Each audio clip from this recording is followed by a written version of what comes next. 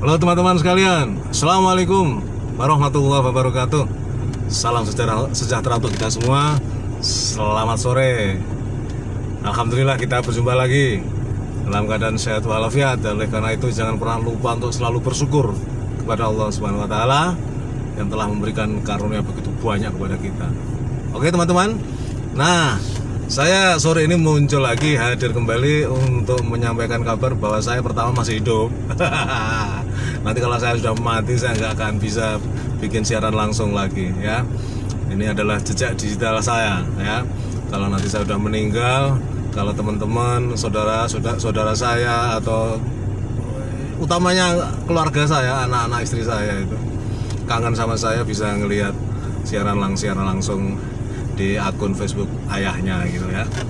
Nah teman-teman sekalian, seperti sudah kita maklumi bersama, kita ketahui bersama, khususnya para Aniser ya kan, para penggemar Bang Anies Baswedan, ya fakta dan realita politik sudah kita dapatkan, kita sudah terpapar lah di hadapan kita bahwa Bang Anies akhirnya gagal nyagup. Nah, ya artinya ya, bagi kelompok-kelompok, terutama saya menyebutnya dengan para begal perubahan, nah ya tak, itu yang mereka inginkan.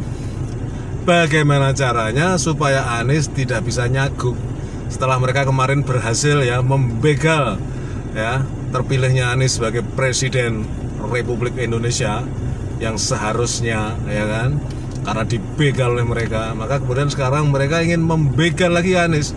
Pokoknya mereka gak ingin Anies tampil di panggung politik Indonesia ya. Jadi itu tujuan mereka. Kenapa?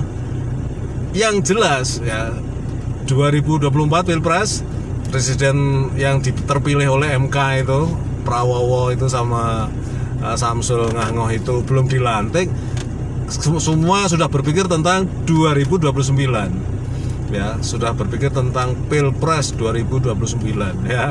Padahal hasil 2024 belum dilantik ya, nunggu 20 Oktober ya 2024.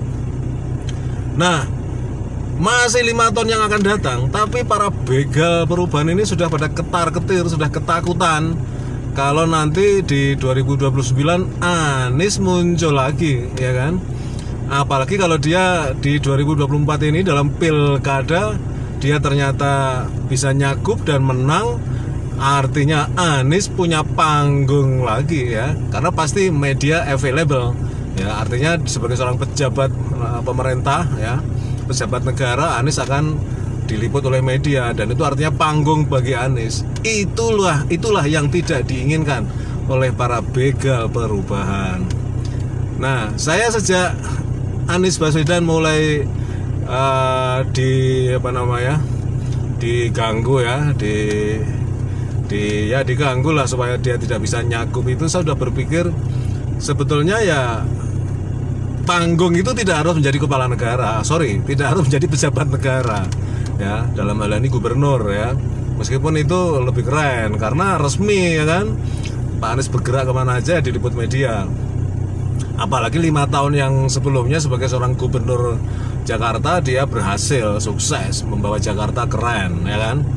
Nah kembali lagi bahwa panggung itu tidak harus menjadi pejabat ya, panggung bisa diciptakan sendiri. Nah dalam hal ini panggung itu adalah memang harus partai politik, karena ini dunia politik. Nah oleh karena itu sore ini saya akan menyampaikan tulisan Bang Asyari Osman ya kan, bahwa akhirnya jadi juga Anies akan dirikan parpol. Nah, gitu ya. Sore tadi, ya ini kemarin ya. Jadi saya bacanya hari ini sore tadi itu kemarin. Di Jakarta, Anies Baswedan menyatakan tekadnya untuk mendirikan partai politik parpol baru. Dia mengakui tidak ada jalan lain untuk mendorong perbaikan Indonesia karena saat ini tidak ada parpol yang tidak tersandera. Persis, semua parpol bermasalah.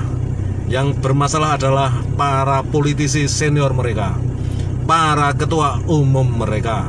Ini menyebabkan manuver Anies untuk ikut kontestasi politik menjadi tersendat. tidak lancar, bahkan terhalang sama sekali, seperti yang terjadi dalam Pilgub barusan, dalam proses Pilgub maksudnya ya. Anies dibikin dibola-bola ya, dibuat gonjang-ganjing. Ketika satu parpol muncul untuk mengusung, besoknya batal. Tampil parpol lain, lusanya tak jadi, dan seterusnya. Intinya sangat melelahkan kalau bergantung pada parpol lain. Masalah yang dihadapi parpol-parpol itu sama, kasus hukum yang dijadikan alat intimidasi. Kebetulan pula pemegang kekuasaan hari ini adalah orang yang sangat licik dan jahat. Prabu Sarwowidipunegoro itu ya, dari kerajaan Majapahit.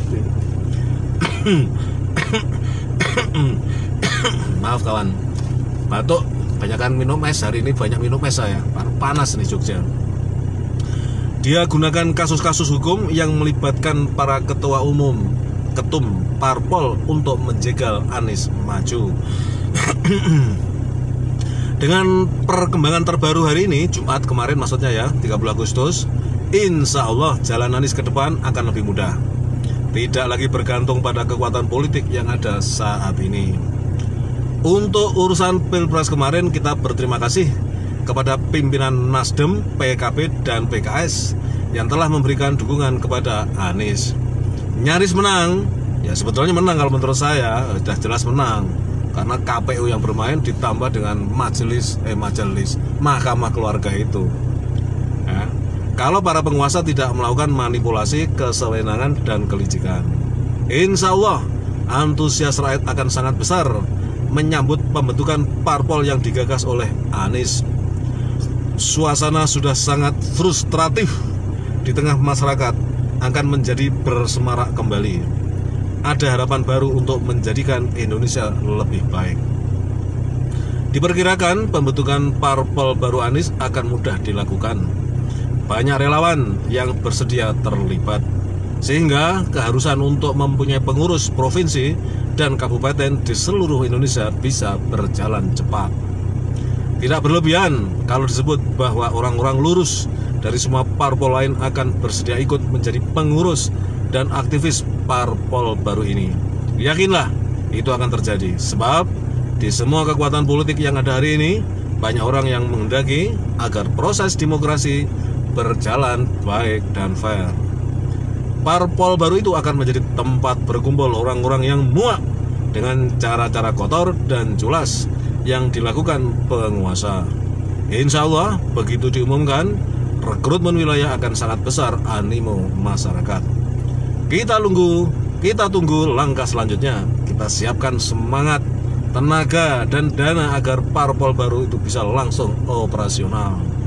Inilah langkah terbaik menuju Pilpres 2029.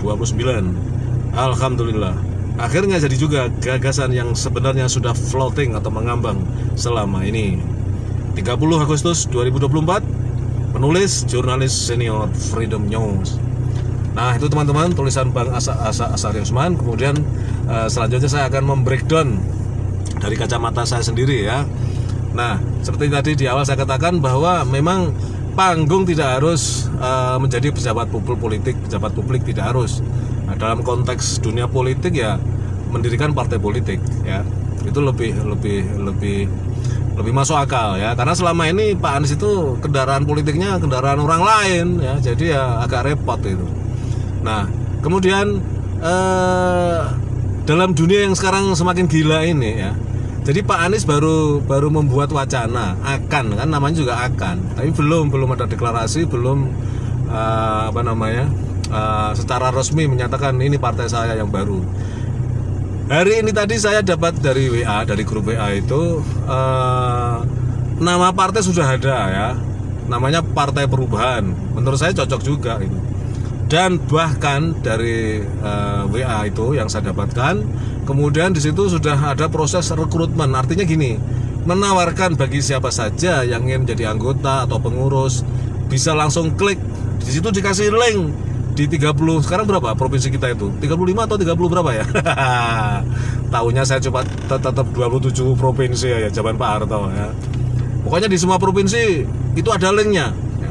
Tapi anehnya tadi nggak tahu karena HP saya yang HP jadul, tapi yang jelas semua link-link untuk kita supaya bisa mengisi formulir atau form itu pendaftaran itu nggak bisa dibuka, padahal menyala biru.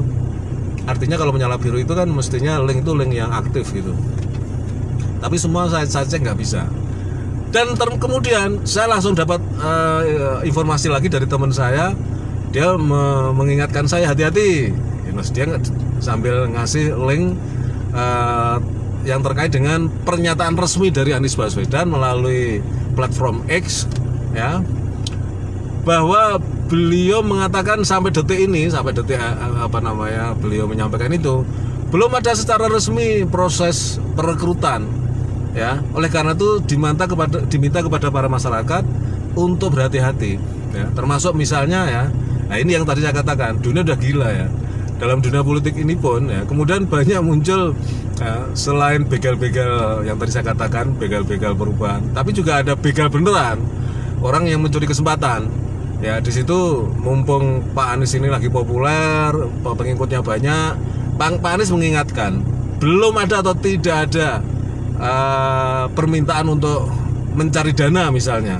Nah, bisa terjadi nanti mengatasnamakan Pak Anies kemudian minta dana ke masyarakat, ya, untuk pendirian partai. Ini bahaya. Rekrutmen anggota dan pengurus saja belum, ya kan. Nah, tapi dengan adanya wacana ini dan kemudian kalau betul namanya Partai Perubahan, saya cocok kalau dengan nama ini, ya, karena yang ingin dibawa oleh Pak Anies kan perubahan.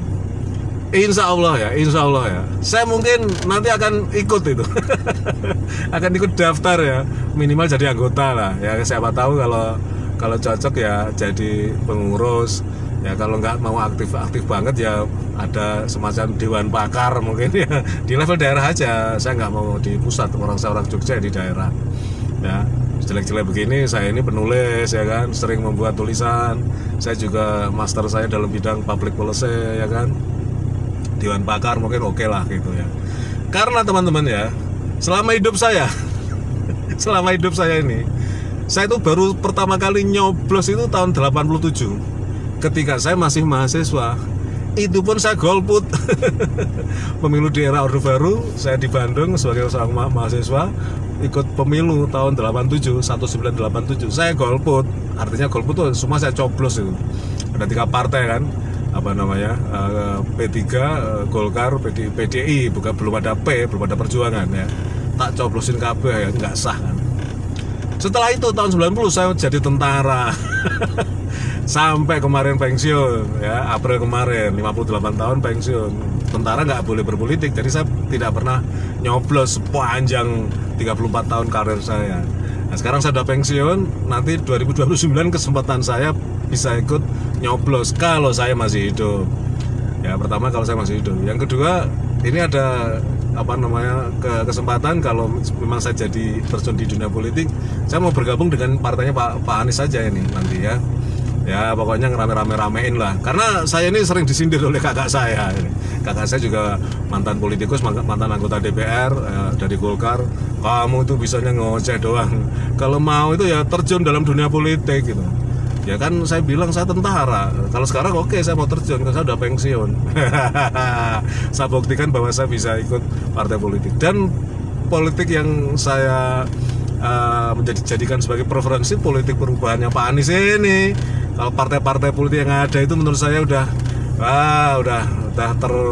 terkena polusi semua itu, udah kena polusi semua itu, ya. Udah nggak bener semua itu, ya. Kalau ada partai baru, partainya Pak Anies, saya akan ikut. Demikian teman-teman yang bisa saya sampaikan. Terus dukung, ya, terutama di channel YouTube Kabar Politik, ya. Kalau sekarang saya siaran langsung lewat Facebook. Tadi sempat ada yang nonton tapi kemudian menghilang lagi. Nggak apa-apa. Nah, Facebook saya jadikan sebagai sarana untuk siaran langsung. Karena nanti kemudian ketika saya download itu cepat gitu, ya. Ya, walaupun mungkin hasilnya tidak sebagus kalau lewat rekaman asli langsung, tapi ya buat saya yang penting cepat aja. Walaupun kualitas gambar nggak bagus, setelah di download nggak apa-apa, ya. Kemudian di-upload juga cepat gitu kalau ke YouTube itu. Demikian teman-teman, yang belum subscribe silahkan subscribe, ya. terus dukung ya. Pokoknya viewsnya kalau bisa di atas 500 terus lah. Ini baru beberapa aja yang di atas 500, sebagian ada yang di atas 1000, 2000 ada ya, tapi rata-rata masih di bawah 500 ya. Gak apa-apa, itu menghibur saya. Terima kasih. Assalamualaikum warahmatullahi wabarakatuh.